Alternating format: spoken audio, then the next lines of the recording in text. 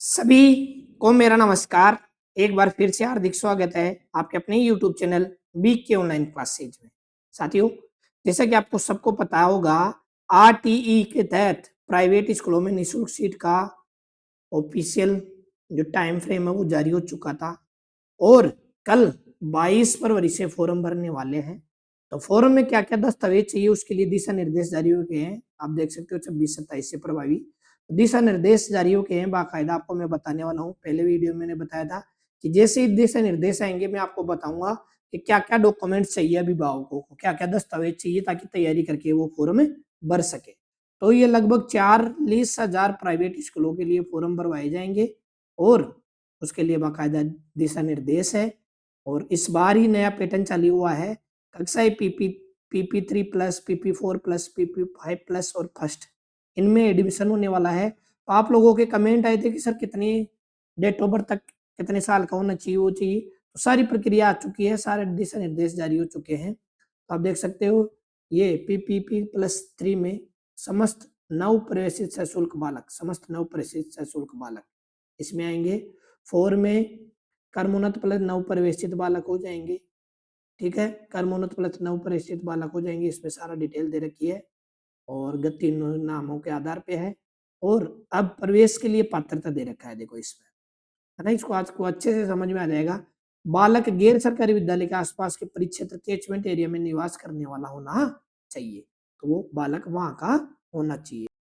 ये तो हो गई गांवों की बात। उसके बाद में नगर निगम, नगर पालिका जैसी भी स्थिति हो तथा ग्रामीण क्षेत्र में संबंधित ग्राम पंचायत निर्धारित किया गया हो, है ना।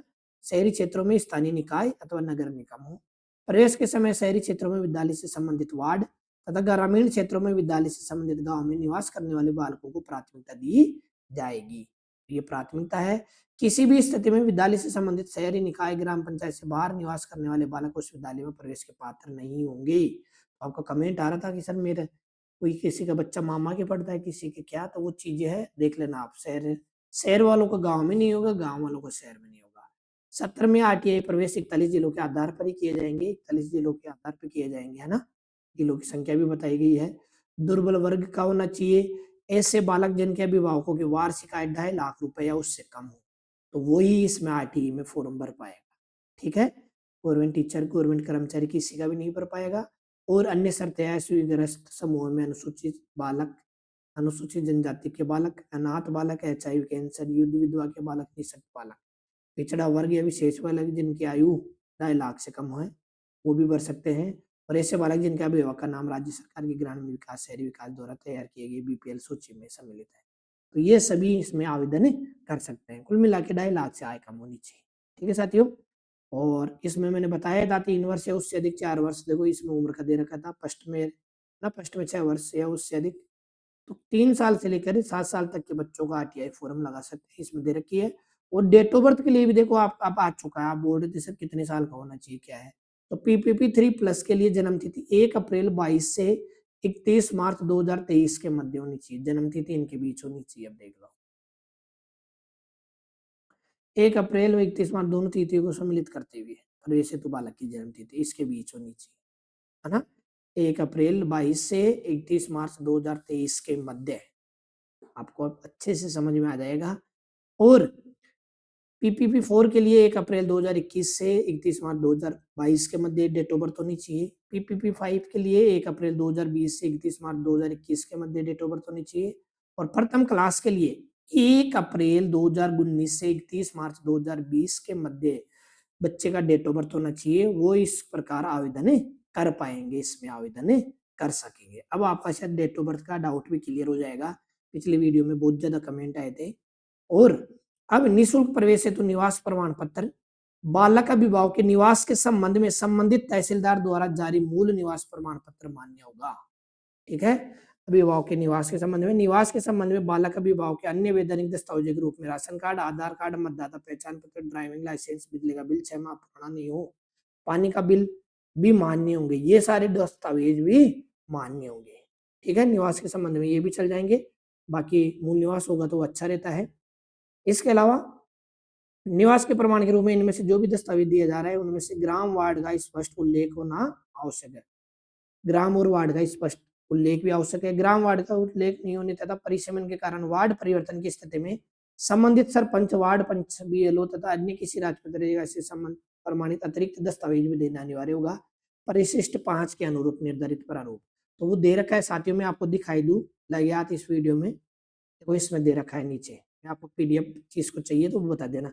परिशिष्ट 5 देखो, वार्ड परिसीमन के कारण वार्ड परिवर्तन होने के कारण स्थिति में संबंधित सरपंच, वार्ड पंचायत, बीएलओ राजपत्र दिया जाने वाला प्रमाण पत्र का प्रारूप, ये प्रारूप है राजपत्र सरपंच वार्ड के लिए।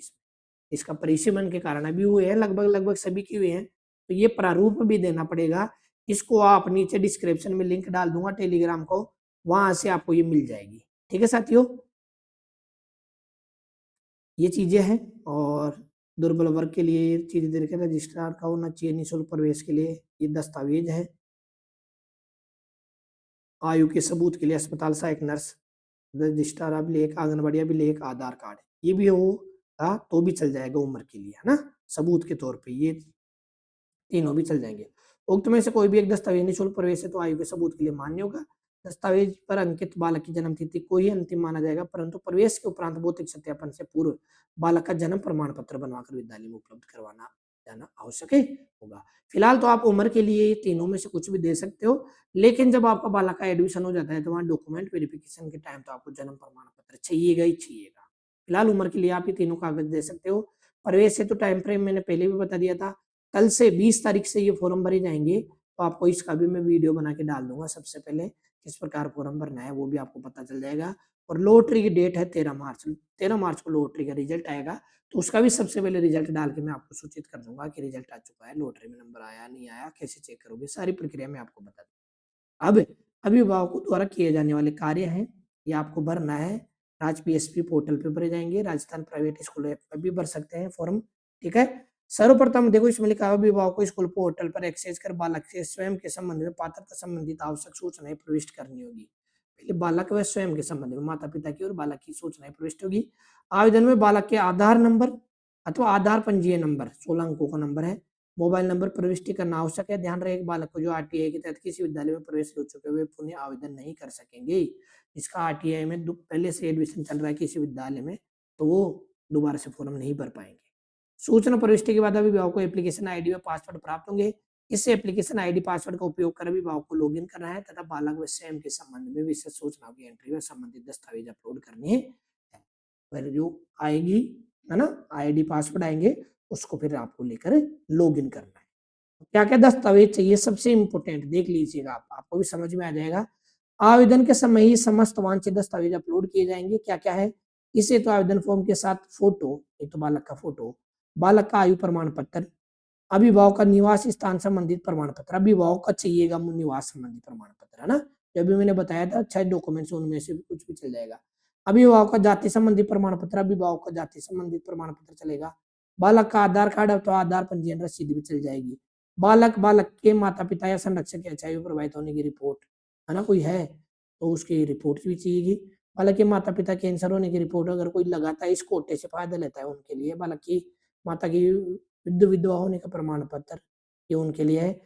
अभिभावक की वार्षिक आय का प्रमाण पत्र, ये जरूर लगेगा साथियों, है ना, आय प्रमाण पत्र ये सभी के लिए है, तो इस चीज का ध्यान रखना। बीपीएल प्रमाण पत्र, अगर बीपीएल है तो बीपीएल। बालक के अनाथ होने संबंधित घोषणा पत्र, बालक का निःशक्त जन संबंधित प्रमाण पत्र के दस्तावेज नियमानुसार अपलोड करें। दस्तावेजों की जानकारी तो बिंदु ये 7 का अवलोकन करें। साथ ही ध्यान रखिए अपलोड दस्तावेज संबंध स्पष्ट पूर्ण होने चाहिए।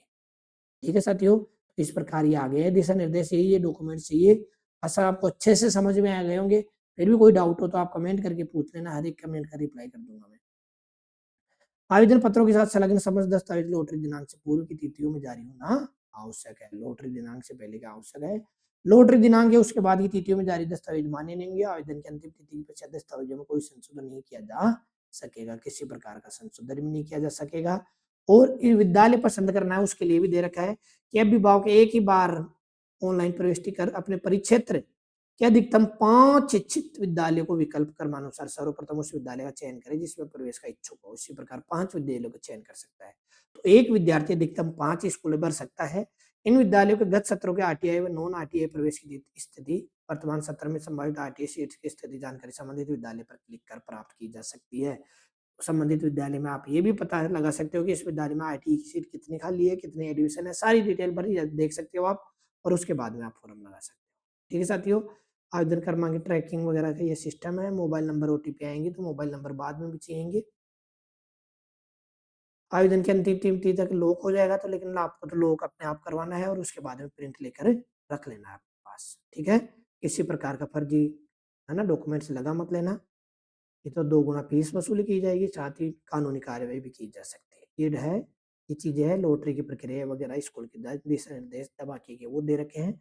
बाकी मैंने आपको काम काम की सारी चीजें बता दी है। आशा है आपको वीडियो अच्छा लगा होगा।